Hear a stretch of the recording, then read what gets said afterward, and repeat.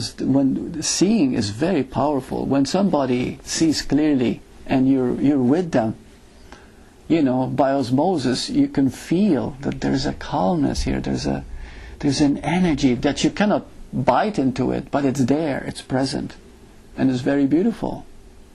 So if you have compassion, does that mean you don't have to do then? You don't have to do anything. So you don't have to save the world? Or why would you want to save the world? That's what I mean. There's no world to be saved. Yeah. So charities and all those things, yeah, we are not saving them. Oh, no. But the game goes on. We have to do what we do. Yeah, it's just that you don't stop people from doing what they do if they love it. If you love doing something, let's say, oh, I'm going to go into a meeting of loving kindness now, and we're going to be kind to each other, we're going to write. If that turns you on, fine, but it doesn't mean a thing. It doesn't do anything. You know what I mean? But if it makes you feel okay, and you see that it's all just part of the play, then you do it. You see? But you're not bettering the world or making it worse or anything like that. The best thing you can do for the world or for others is for you to realize who you are. That is the greatest thing. That's what Bhagavan Ramana Maharshi says. He says, when your being realizes its own being, that very being itself becomes the blessing. What you do and don't do is immaterial. Nothing is better than anything else. Nothing is better than anything else. That's right. And that's freedom. That's right. That is freedom. Yeah. You do what you do. If you like it, if it makes you happy, do it. But you don't have to do anything that you don't like. You see? So. But there's still not freedom and bondage either. Mm-hmm. There is. The duality, there is freedom and bondage. But when you accept the bondage, that's freedom. Yeah. You see? The two are one.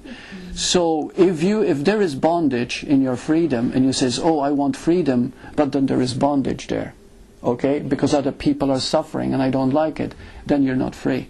Freedom means that everything is part of your freedom. Even other people's suffering is part of your freedom. Even your own bondage is part of that. You know, I began to understand this too when I was in hospital. You know, and there was a point when I really felt I was dying.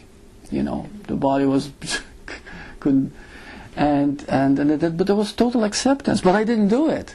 I didn't say, well, I have to accept this. It was just there. It didn't, you know, there was nothing. They just, you know, it's just a happening. And it was so clear that it's just a happening. So there was nothing to change anything. There was no one suffering.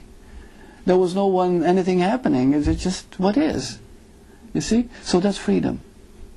See? So that's part of the grace that happens to us when we start to allow ourselves to see. And then you said something very beautiful. What about bondage? Bondage is freedom when it is seen to be what it is. Because surrender is basically choiceless. That's right. That's right. You can't try. Yeah. You can't try to achieve it because you're just... If you try to achieve it, then you're being in control again. Yeah. You see, all you can do, and I know it's ad nauseum here, repeat it, but all you do is see. You're not a doer. You don't do anything really. You know, when we think we're doing something or deciding something, it's our conditioning that does it. All the time. We are conditioned. You're born a man or a woman at birth. You're born a particular zodiac sign. You have certain temperaments. Every day there are certain energies that are happening. The genes, your genetic makeup. We don't do anything. We're all programmed. You see? I'm talking about the body-mind. It's programmed. But who you are is free. So now, are you saying that Source uses our conditioning to express itself, and we think it's the ego as an identity? Oh, that's another way. That's beautiful to see that. That's very good. And another thing about emptiness, you see? Now, the source is emptiness.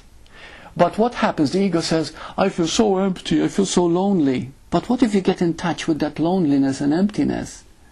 You see, that becomes our grace. See? But if we fight it, if we say, I'm lonely, my God, you see? You see? Like yesterday during the fireworks, a man upstairs, I don't know, got drunk and he was throwing things at people and stuff like that. And I've felt for him, you know, he's so lonely and unhappy, you know. And why does this happen?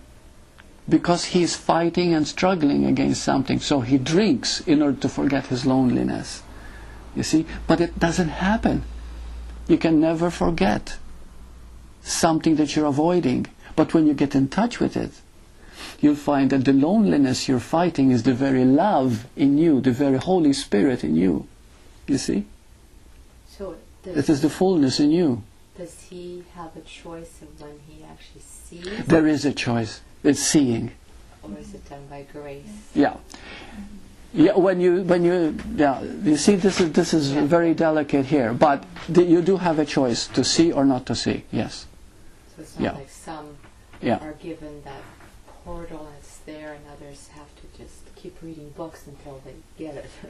Well, yes too. You know, it's there's no one path to it. There's no one path, no. But the only freedom we have is to see or not to see. Right now, if you get depressed, there is nothing you can do about it. Nothing. You're depressed, you're depressed. That's happening. Now, you can either see it for what it is and be free with the depression, or resist it and feel bad for having the depression, you see? Which of course makes it worse. It seems like it's us that are doing it.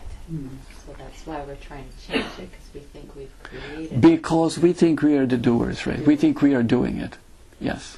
But we are never doing it. No, we're never doing anything. I know.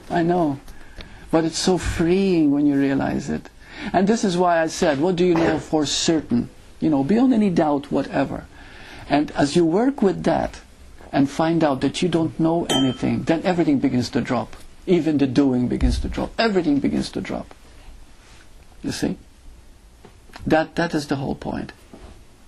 And when it begins to drop, there is that being of joy inside you, but it's not a necessarily bubbling all the time, but it's there, it's quiet. You see? Nothing really disturbs you. Nothing can really control you. Well, because you know. That energy of the search kind of ends, doesn't it? Oh, the search ends. Yeah. Oh yeah, as long as there's a search, there's an ego. Yeah. So when there's the knowingness that there's nothing to know and that we don't know anything, then there's like really nothing to search. It's just like stop. There's nothing to search. It stops, right. And now all that's left is, let's be together and share and grow and experience. You see? And not even experience, just because there's no experience there, just allowing that energy to be. So so it's almost like you have to laugh or something, but it was so simple all along. That it is very simple. Yeah, it's almost like the little seed. Yeah. You know, it's just.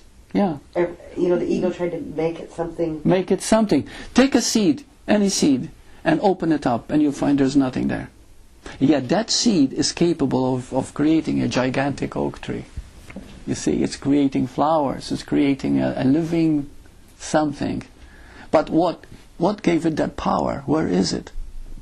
Where is it? We cannot know. We can call it it. You see? It's the container, isn't it? The seed is the container. Yeah. Of that energy, but that energy just is there, you see? And creates out of itself. But there's nothing that we can understand. Nothing. Nothing. And if you truly want to understand the mystery and power, not understanding, but I mean to be awed by it, to be filled with wonder, is to see birth taking place. Really. If you look at it with clear eyes, really, you have to be moved. I did 2 weeks ago. Oh, you've seen a birth Yeah. taking place? Yeah. I was Now, when you look in at- the labor room, Yeah, and I saw my grandson being born. yeah. Oh, it's so beautiful.